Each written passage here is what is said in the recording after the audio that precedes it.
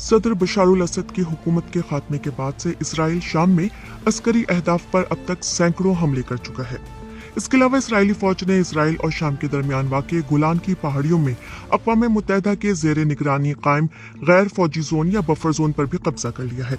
Israel का कहना है कि शाम में जारी उसकी फौजी कार्रवाइयों का मकसद इसराइली शहरियों के तहफ़्फ़ुज़ को यकीनी बनाना है, लेकिन कुछ माहिरीन का दावा है कि इसराइल अपने एक देरीना दुश्मन यानी शाम को कमज़ोर करने के लिए मौके से फ़ायदा उठाने की कोशिश कर रहा है।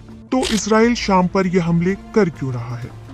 इसराइली फौज ने अपने एक हालिया बयान में कहा है कि उसके जंगी तैयारों ने गुज़िश्ता चंद दिनों के दौरान शाम के मुख्तलिफ इलाकों में मुतादिद फौजी और अस्करियत पसंदों के अहदाफ पर 350 से ज्यादा फ़ज़ाई हमले किए हैं।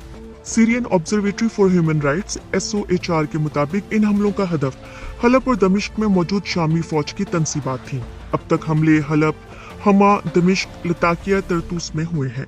SOHR के बानी रामी अब्दुल रहमान कहते हैं कि इसराइली हमलों का मकसद शाम की फौज की लड़ने की सलाहियत को खत्म करना है।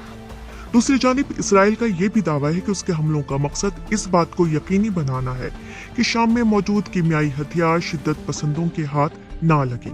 इस बारे में कोई मुसद्दिक़ा इतलात नहीं कि शाम में कहां और कितने कीमियाई हथियार मौजूद है, लेकिन ये बात यकीनी है कि साबिक सदर ने कीमियाई हथियार जमा किए थे। इसराइल गोलान की पहाड़ियों में क्या कर रहा है?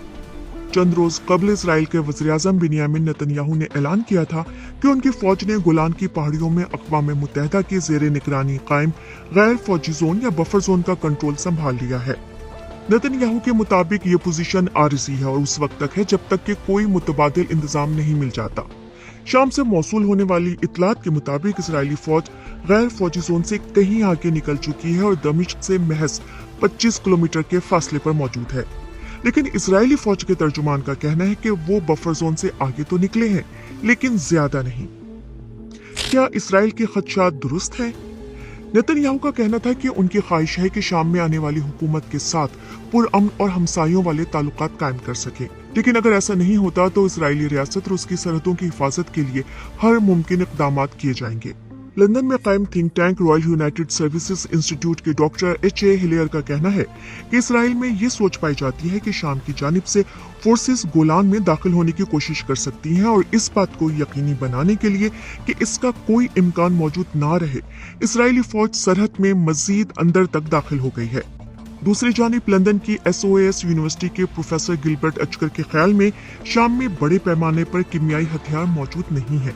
उनके मुताबिक वो सिर्फ 2 या 3 मकामात पर है, लेकिन 300 से ज्यादा फजाई हमले करके आप मुल्क शाम को बहुत ज्यादा कमजोर करने की कोशिश कर रहे हैं।